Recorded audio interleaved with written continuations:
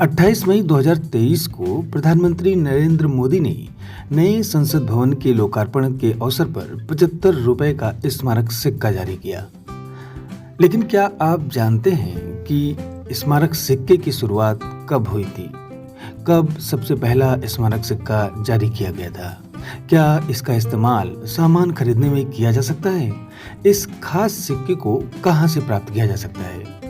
आइए इन्हीं सवालों के जवाब जानते हैं। मित्रों नमस्कार, मेरा नाम है राजेंद्र प्रताप सिंह और आप देख रहे हैं YouTube channel view point with Rajendra. ऐतिहासिक रूप से किसी भी राज्य द्वारा जारी किए गए सिक्के हमेशा वर्तमान राजनीतिक या आर्थिक स्थिति को दर्शाते हैं। कई पुराने और आधुनिक सिक्के समकालीन घटनाओं की याद दिलाते हैं। पूरे इतिहास में सिक्कों को आमतौर पर विशेष अवसरों पर जारी किया जाता है। 28 मई 2023 को प्रधानमंत्री मोदी ने नए संसद भवन का लोकार्पण किया और इस अवसर पर उन्होंने 75 रुपए का विशेष स्मारक सिक्का जारी किया। पूरा भारत आज़ादी का अमृत महोत्सव मना रहा है।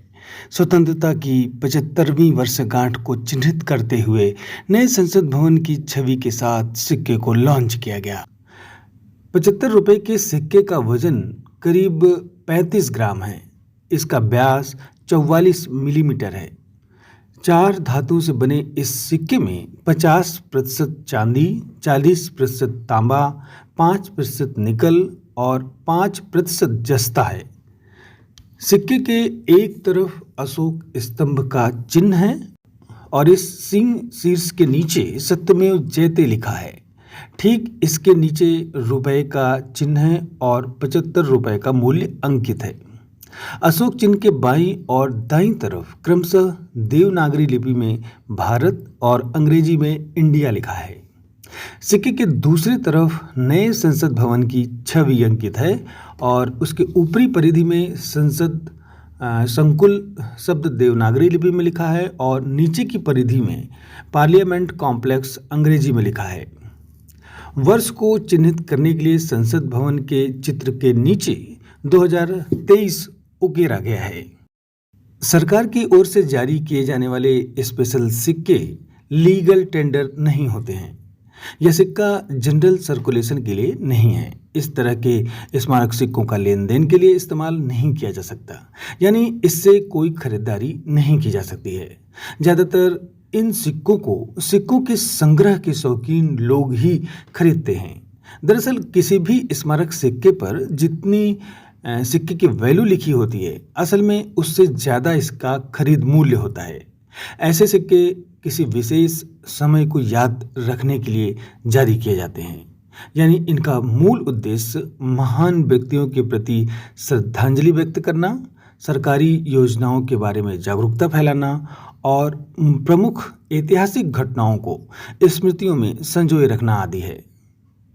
इसलिए इन्हें सिर्फ संग्रहणीय प्रतीक यानी कलेक्टिबल सिंबल के रूप में माना जाता है, क्योंकि इन सिंबल को बनाने में अक्सर कीमती धातु प्रयोग की जाती है, तो इनका असल मूल्य इन पर लिखे मूल्य के बराबर नहीं होता है। जैसे वर्ष 2018 में पूर्व प्रधानमंत्री अटल बिहारी वाजपेयी के सम्मान में 100 रुपए का स्मारक सिक्का जारी किया गया था, जिसका प्राइस 5,717 रुपए है। यदि आप इन स्मारक सिक्कों को खरीदना चाहते हैं तो SPMCIL की वेबसाइट पर इस प्रकार के सिक्कों को आसानी से खरीदा जा सकता है, लेकिन अभी तक इस 75 रुपए के सिक्के को वेबसाइट पर सूचीबद्ध नहीं किया गया है। भारत में सबसे पहला स्मारक सिक्का 1964 में प्रथम प्रधानमंत्री पंडित जवाहरलाल नेहरू के सम्मान में जारी किया गया था। भारत सरकार द्वारा 1964 से अब तक 152 स्मारक सिक्के जारी किए जा चुके हैं। ये सिक्के 5 पैसे से लेकर 1,000 रुपए तक के हैं।